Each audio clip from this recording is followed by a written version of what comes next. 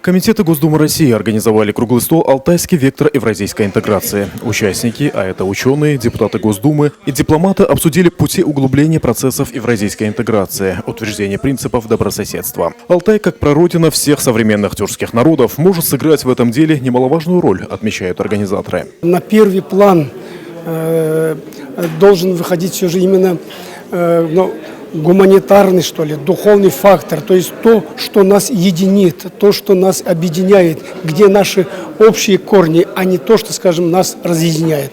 В последнее время все активнее входит в общественно-политическую жизнь термин «алтайская цивилизация». Прошедшая 2 года назад в Кыргызстане международная конференция «Алтайская цивилизация и родственные народы алтайской языковой семьи» дали этому процессу весомый толчок. Российская сторона планирует провести такую же конференцию на Алтайской земле в следующем году. Кыргызстан всесторонне поддерживает реализацию культурно-экологического проекта «Союз священных озер» для сохранения жемчужин Евразийского континента Байкала, Иссык-Куля и Телецкого озера.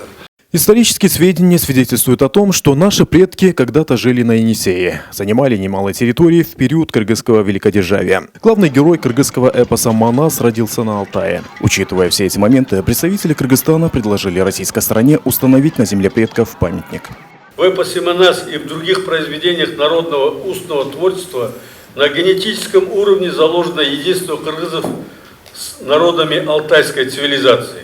Пользуясь данной мне площадкой, предлагаю российской стороне рассмотреть возможность возведения памятника кыргызам на Алтае, которые перекочевали из в Алато из Алтая, и аналогичное памятника в Бишкеке в мемориальном комплексе Атабеит кыргызам, перекочевавшим из Алато в Алтай.